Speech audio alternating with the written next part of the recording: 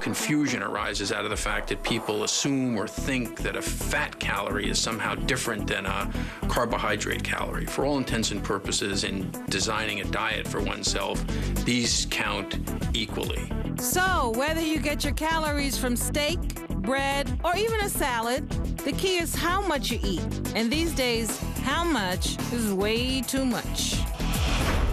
In fact, we're eating almost 30% more than we did 30 years ago. I think I'm gonna get another sandwich. How about some yellow cheese? Chicken, pickles, and let's throw some turkey on there too. That sounds good. Thank you. Appreciate it.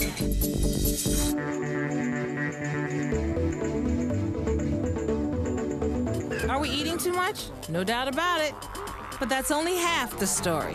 For decades, fatty foods, fries, hamburgers, cheesesteaks, have held the top spot in our national list of dietary no-nos. They're a problem, that's for sure. But all along, there's been another player wreaking havoc on our waistlines. The wolf in sheep's clothing is sugar, and its evil twin, corn syrup. Sodas, for instance, are loaded with corn syrup, and they are calorie bombs. Sure, fries are bad, but at least they fill you up. Sodas, on the other hand, come under the heading of empty calories. You consume them, and they leave you hungry. That's a recipe for disaster. Unfortunately for our kids, while gym class has become an endangered species, our schools have become another place to market junk food.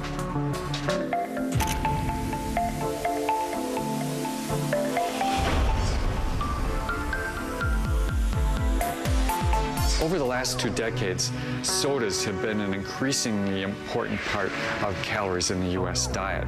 The amount of calories you get from sodas almost doubled. And for children, many are getting more than 20% of their calories from soda. There are so many things in place that are so unhelpful, and you have to wonder who's running the show. To put soda machines in schools is, from my perspective, immoral. It's unhealthy. It plays off the vulnerability of children. It feeds totally into the targeting of young children as consumers with complete disregard to their health and their nutrition. What America really suffers from is toxic hunger. Instead of eating the kinds of foods that would naturally fill our stomachs with volume at the same time that it gave us calories, we adopted an industry that makes us calorie-dense foods that we can quickly slip into our mouths and not realize we just put in 3,000 calories. And so our stomach never gets full, despite the fact we have a huge caloric intake. Now, to help us understand that a little bit better,